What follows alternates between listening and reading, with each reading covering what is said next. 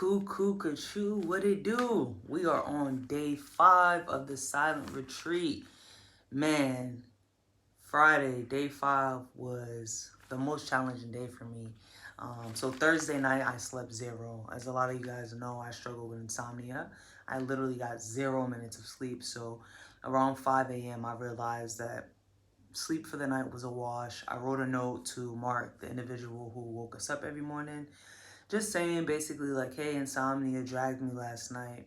Is it any way I could skip yoga and then meet up at 11 a.m. for the group practice? Because we didn't start our lecturing and group practices until 11 a.m., but we did yoga and breath work in the morning.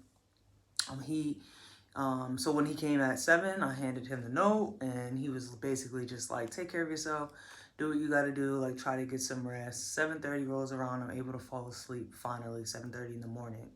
8:26, a knock on my door. It's housekeeping. They didn't know I was still in the room. Normally we would be long gone by then, so they were doing their rounds. I happened to be in the room, so I was awake. And at this point, I'm like, I'm not going back. I'm not going to be able to go back to sleep. Hop in the shower, get ready, and I feel frustration over my body. Like, not because of them, not for any particular reason. I just feel like lack of sleep makes you irritable. So, on top of the irritability from not sleeping, I'm starting to get overwhelmed with anxiety, kind of how I felt being the new kid in all the schools and foster homes, or when I was in foster care, we would get pulled out of class often to go to therapy or to meet with a social worker. It kind of felt like that. I had missed yoga, I had missed the breath work in the morning, so I'm like, everybody's gonna be looking at me, judging myself, but putting it on other people, thinking that they're gonna be judging me the same way that I was judging myself for missing that. But I'm human. I didn't get any sleep. I was restless. And nobody was worried about me. I was worried about me. So that morning, I go up for breakfast at 9. And we used to have the word silence. If you look at my TikToks, the first day we had silence on the floor and flowers. It was beautiful.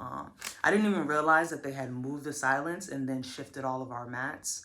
I just noticed that my mat was moved. And by this day, we had already had our mats in a way that was comfortable for us. Sitting for hours at a time is extremely uncomfortable in the hips, the lower back. And I had finally put my cushions and my mat in a way where I could sit for that long period and it not be extremely painful. So when I walk in, my mat is moved. I'm there like 20 minutes before breakfast, like 9:15, and my mat is gone. So instantly my mind goes like, oh, I miss yoga, so they just moved my mat. I didn't even realize that they moved the flowers and they moved everybody's mat. But I started to take it personal. But then I remembered something that Alex said, and it was that nothing belongs to you. No one or nothing belongs to you. So I just told myself, that mat doesn't belong to you. There's more mats in the back. Just reset up your thing. Nothing belongs to you. Nothing belongs to you. Nothing belongs to you. But I still could feel the irritability in my bones. So I grab my breakfast. I get a new mat. I use my towel as a cushion. And I just relax into, I'm going to have breakfast and let the rest of the day flow. I realized it was hot in the sala where we met every day. And normally at 11 a.m., we would close the windows, turn on the AC. So I get up to close the windows, turn on the AC. We leave them open for yoga so it could breathe, and then we would put on the AC for class. I go to close the windows. One of my classmates says, no, leave them open. We need to let it breathe. So I'm instantly irritated because every day we've been closing the windows. The aircon is what we use for class. So I'm like, you know what? Forget this. I put my food up. I don't even eat. I leave. We don't have class for an hour. So I'm like, forget this. I'm not eating. I go outside, I journal, and this is the first day I had like anything that I felt like I needed to write. So I wrote like 2 pages, like, yo, I woke up this morning, I didn't get any sleep, this. I'm writing through my frustrations, and I started to breathe through it, and I'm just like thinking about things that Alex taught us. And one of the things is like, we're all having our own experience. And I wrote on this day, I said that, my experience is not more important than somebody else's. We're all here. Maybe for this particular individual, having the aircon was uncomfortable. It gets cold, and maybe that bothered their bones. Maybe they're anemic. Who knows? But I'm a hot body person. I'm always hot. So the heat frustrates me, but the cool might frustrate them. So I had to remind myself that, one, this isn't just my experience. This is the experience of 14 people total. And someone might like it cold, someone might like it hot. In the bigger scheme of it, that's not what we're here for, to be comfortable. We're here to grow and connect with ourselves and release that selfishness that something is mine, this is mine, I'm supposed to feel comfortable, I don't care how you feel. So I allowed myself to release that, and I just wrote it out. I came back in, I meditated, and then once I finished my meditation, I looked out the window, and Mark, the gentleman who woke us up every day, walked by and he did this. And he was like, "You're killing it, Kay." And instantly I felt myself soften, because I had been able to, one, work through that anger on my own. Two, someone came by and it was almost as if the universe was like, "You're okay.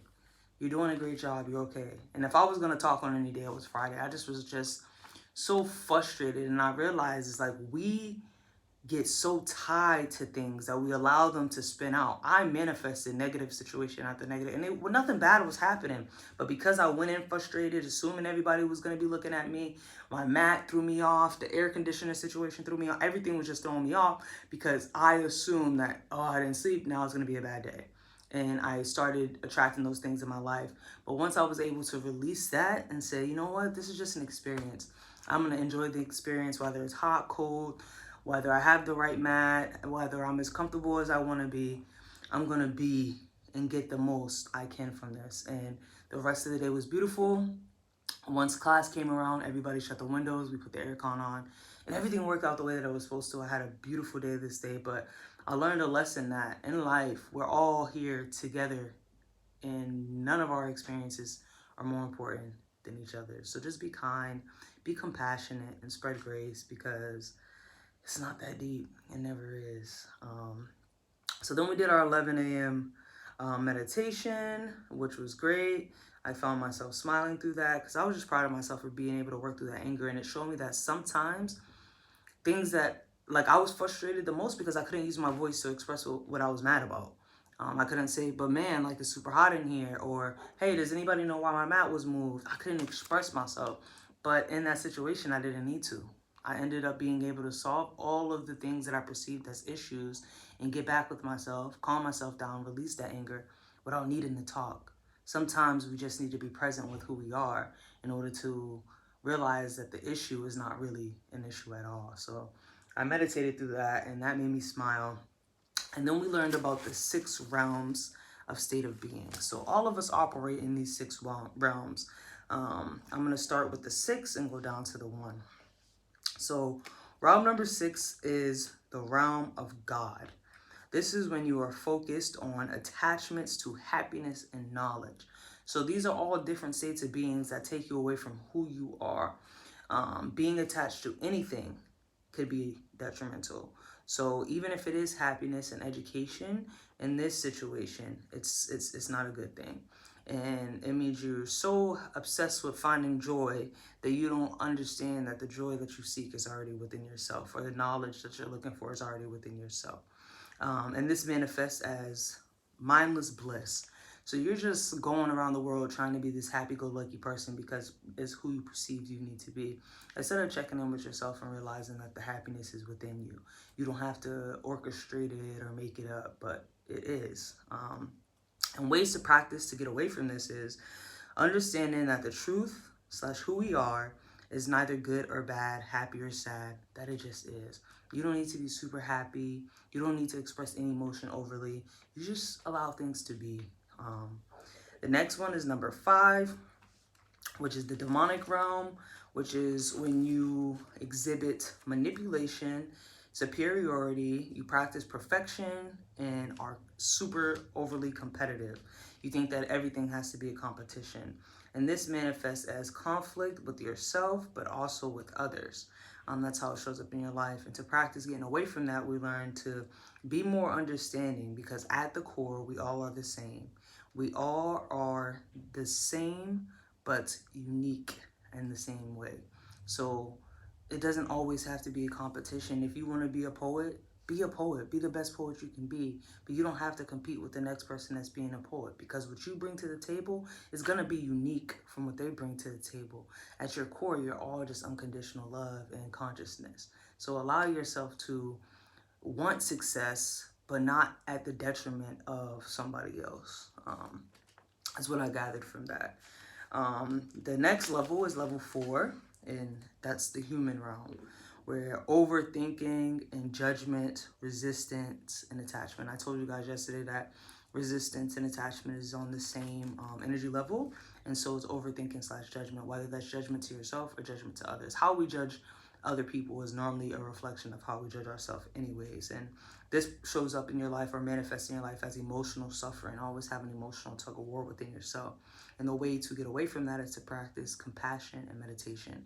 Meditation to bring you back to your being, your solid, your baseline, and compassion just because there's no need to judge, there's no need to resist, there's no need to be attached to anything. So show compassion, show grace, and to what is, and release yourself of that.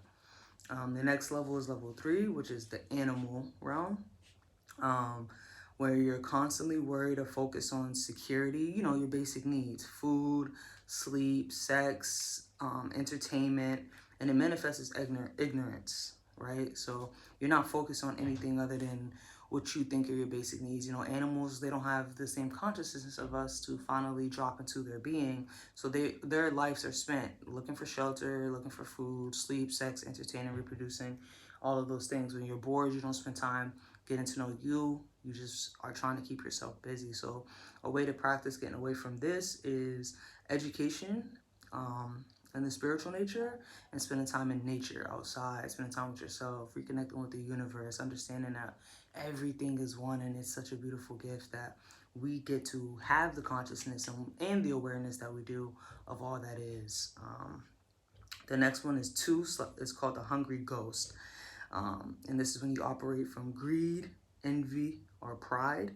And this manifests as poverty or illness within your body.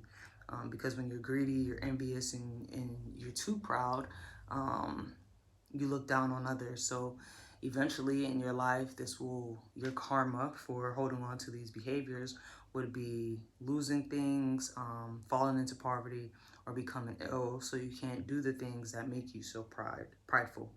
And a way to practice detaching from those behaviors is giving to others and being of service. The last realm is hell. And this is when you're always angry. And I feel like I was operating from this frequency for some time in my life. And it manifests as physical pain throughout your body. And a way to practice getting away from it is breath work, centering, and softening into yourself. In those moments where you find yourself carrying anger, or you're getting angry at particular things for no reason, allow yourself to soften. Recognize it and say, and understand that nothing is that deep, and that anger does manifest. I carry a lot of pain throughout my body, and I think it's because the pain and resentment that I carry due to my past, the anger I had in my parents, the foster care system, the people who wronged me in my life. But allowing myself to soften and understand that I don't have to carry that with me. I don't have to pour fuel on those fires, but I can just allow them to be. So these realms are like cars of a train. You are the platform. You can choose to get on these cars, or you can just observe them and soften into your true state of being. The being that does not judge, it does not have attachment, and it does not get angry, but is still calm and the peaceful observer. So we are the observer of all these things as they pass through us. We don't have to pour into our emotions. You feel sad, you feel angry, these are natural things that are come up, but they're also constantly changing. So understanding that you don't have to attach to the emotion. You can acknowledge that it's there, but release it and let it pass. The same way I had to in the morning. I could have let that anger continue to ruin my day, but instead I acknowledged it, I released it, and the rest of my day was beautiful and blissful. So we did that lecture is what we learned from 11 to 1:30, and then we had individual integration where we took time to process this. So I rewrote it, all the realms, because a lot of times if I write something over and over again, it sticks. So I rewrote it, I processed it, I try to understand which realms that I was practicing from and how I can start using the practices given to detach from them. And then I rested. I didn't get to sleep, but for probably 45 minutes of the hour and a half, I just laid and kind of just did breath work because I was exhausted. I hadn't slept at all. And then we had snack at 3, which was vegetables and hummus. It was delicious. And 3:30 lecture. And the 3:30 lecture we talked about also group practice. So during the lecture time, we always meditate half the time and learn something the other half. We learned that suffering is being attached to preferences because they are not our true self, but they're your ego. So again, being attached to the idea that I needed the room to be cold and somebody else wanted it to be hot. Saying that you're a morning person or you're not, so your world is disturbed when you have to get up early. Suffering is when we are attached to outcomes and we're attached to likes and dislikes, because those are all things that were conditioned. Any of us can be a morning person if it was the thing that we practice regularly. I could learn to be comfortable in the heat if it was the condition that I was exposed to. I had the luxury of having aircon all the time, so it became what was more comfortable for me. So in the heat, I start to suffer because it's not my preference. But preferences are what causes us to suffer. The state of allowing yourself to just be comfortable in any circumstances is what rids you of that suffering. So that was something good to know, as well as identifying with things. Releasing yourself of the I am this, I am that. Identifying with trauma and pain was what was causing it to reoccur in my life. I always had to, I'm a foster kid. I was abused as a kid. I'm an addict. I'm X this, I'm that, I'm this. And those things started to manifest in my life. Nobody loves me. I'm always going to live a life of pain. I'm always going to be an addict. There's nothing worth living for. So my life presented a life that wasn't worth living for until I had the capacity to change that. So release yourself of being attached to the labels that you put on you and allow yourself to just be with who you truly are. And that's grace, that's kindness, that's love, and that's compassion. So that was from 3:30 to 5. And then we had our individual practice. Mine this day was gazing at an item without judgment of what you already know about it. So I used a boulder. There's plenty of boulders along the shore, so I set up my mat, got into the meditative position, and I looked at the boulder. Instead of saying, oh, this is a rock, I know this is a rock, whoa, but just trying to release what you know about it so you can better connect with the universe and just stare at it. You're supposed to try not to blink, but it's not about not blinking. It's about being present and using that to get you into your state of being. And it was so beautiful because the boulder I chose, you could see the shoreline and the water and just hearing the crashing of the waves while focusing on my gaze of this boulder. It was one of my favorite individual practices, and it helped me get into my state of meditation faster, but also helped me feel more connected to the world as a whole. 6:30, we had dinner. It was mashed potatoes and something else. I couldn't tell. This is my least favorite dinner night. I didn't know what I was eating at all. Like, I couldn't configure what the protein was. So I dogged the salad this day. I ate all the vegetables this day, the mashed potatoes, and there was something that came with the mashed potatoes I couldn't quite figure out. But I don't know what it was. So it was not my favorite dinner day. And then our 8 p.m. practice on this day was yin yoga.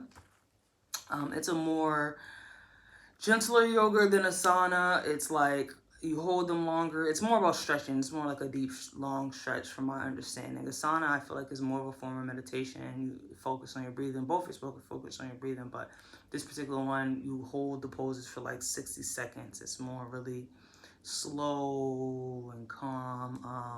I liked it, and it made up for the fact that I didn't do yoga in the morning, which was nice. My body needed that nice stretch, and it helped me get into a relaxed mode because that's the last thing we did of the night. Yin yoga, and then it was time for bed. So this was a good day. It was a good lesson day for me.